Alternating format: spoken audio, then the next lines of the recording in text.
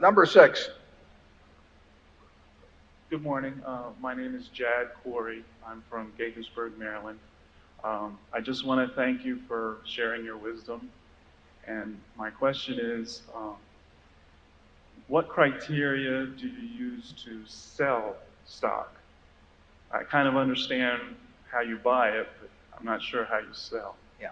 Well, the best thing to do is buy a stock that you don't ever want to sell. I mean, that's what we're trying to do. And that's true when we buy an entire business. I mean, we've bought all of Geico, or we bought all of See's Candy, or the Buffalo News. We're not buying those to resell. I mean, what we're trying to do is buy a business that we will be happy with if we own it the rest of our lives, and we expect to with those. It's the same principle applies to marketable securities. You get extra options with marketable securities. You can add to holdings, obviously easier. We can never own more than 100% of a business, but if we own 2% of a business and we like it at a given price, we can add and have 4 or 5%. So that's an advantage. Sometimes if we need money to move to another sector, like we did last year, we will trim from some holdings, but that doesn't mean we're negative on those businesses at all. I mean, we think they're wonderful businesses, or we wouldn't own them.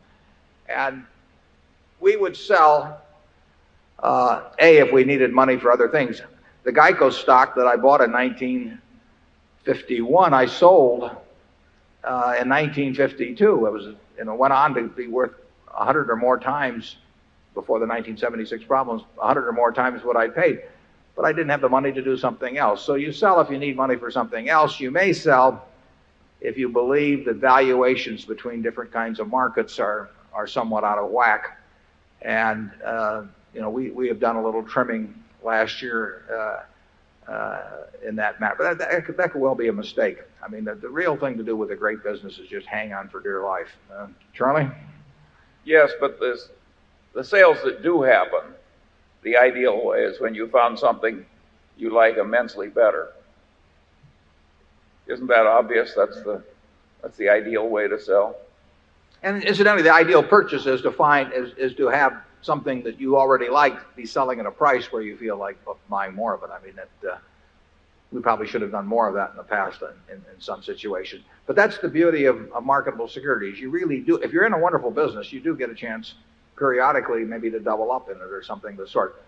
If the stock market were to sell a lot cheaper than it is now, we would probably be buying more of the businesses that we already own. They would certainly be the first ones that we would think about. They're the businesses we like the best. Charlie? Nothing more. Okay, Zone 7. Good morning, Mr. Buffett, Mr. Munger. My name is Ron Wright from Iowa City, Iowa. New companies have always been of interest to me. Is it reasonable to assume an Omaha-based company with only $5 billion in the bank might succeed in telecommunications? Well, I think that a new company with $5 billion in the bank is probably better off than most new companies, but be like Jennifer Gates as a newborn. I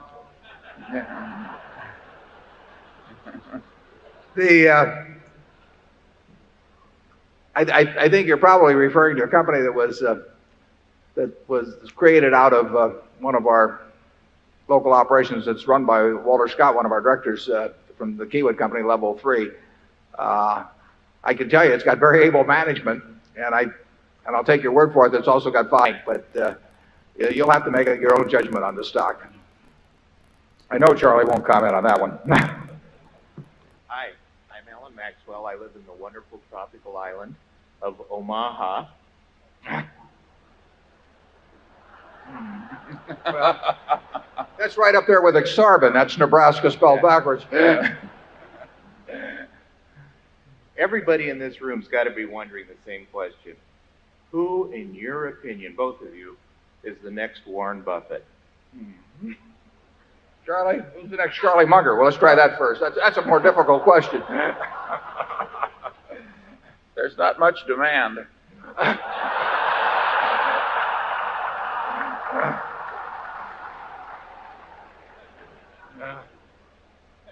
I don't think there's only one way to succeed in life, And our successors in due time may be different in many ways, and they may do better.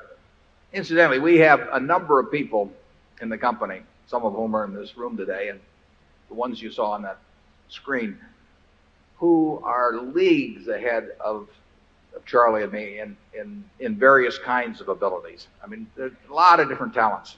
We've got a fellow in this room today who's the best bridge player probably in the world. And Charlie and I could work night and day, and if he spent 10 minutes a week working on it, he'd play better bridge than we would. And all kinds of intellectual endeavors that for some reason or another, one person's a little bit better wired for than someone else. And we have people running our businesses that if Charlie and I were put in charge of those businesses, we couldn't do remotely as well as they do. So there's a lot of different talents. The two that we're responsible for is keep able people who are already rich, motivated to keep working at things where they don't need to do it for financial reasons. I mean, it's that simple, and that's a problem any of you could think about, and you'd probably be quite good at it if you gave it a little thought, because you'd figure out what would cause you to work if you were already rich and didn't need the job. Why would you jump out of bed and be excited about going to work that day? And then we try to apply that to the people who work with us. Secondly, we have to allocate capital. And these days we have to allocate a lot more capital than we had to allocate a decade ago. That job is very tough at present. Sometimes it's very easy, and it will be easy at times in the future, and it'll be difficult at times in the future. But there are other people that can allocate capital, and we have them in the company. Charlie, you have anything? No? Okay. Zone 3? Jane Bell, Des Moines. Since I became a Berkshire Hathaway shareholder, I've been coming to these meetings. This is my second. I've been coming to these meetings ever since I've been a shareholder. Mr. Buffett, I'm a partner and owner in a consulting business, and we tell our clients and potential clients that we design solutions for what keeps them awake at night. Mr. Buffett, from your perspective as an investor, what keeps you awake at night? Well, that's a good question, and that's one I always ask the managements of our subsidiaries as well as any new investment. I want to know what their nightmare is. Andy Grove, in his book, Only the Paranoid Survive, talks about the silver bullet for a competitor. So in terms of if you only had one silver bullet, which competitor would you fire it at? And it's not a bad question. And your question's a little broader. If you only had one worry that you could get rid of, what would it be? I would say that and I think I speak for Charlie, I'll let him do it, but we really don't worry. We will do the best we can, and when we have capital allocated, sometimes it's very easy to do, sometimes it's almost impossible to do, but we're not going to worry about it because the world changes, and if we had something we were worried about in the business, we would correct it. I'm not worried about anything. I'm not really worried about we can lose $1 billion on a California earthquake, but I'm not worried about it. Although I have a sister who's in the audience that lives in California. I've told her to call me quickly if the dogs start running in circles or anything like that. But there's if you're worried about something, the thing to do is get it corrected and get back to sleep. And I can't think of anything I'm worried about at Berkshire. That doesn't mean that I have any good ideas as to what we should be doing with a whole lot of money that we have around.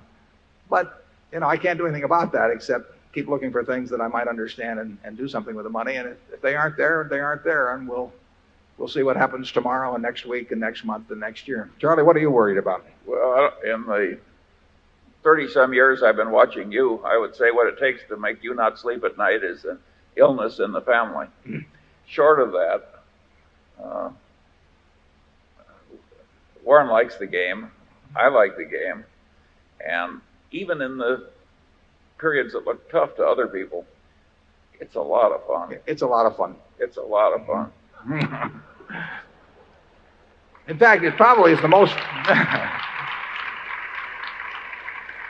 it is the most, I mean, we define tough times differently than other people would, but our idea of tough times is like now, and our idea of, we don't feel it's tough times when the market's going down a lot or anything of the sort. So we are having a good time then. I mean, we don't want to sound like undertakers during a plague or anything, but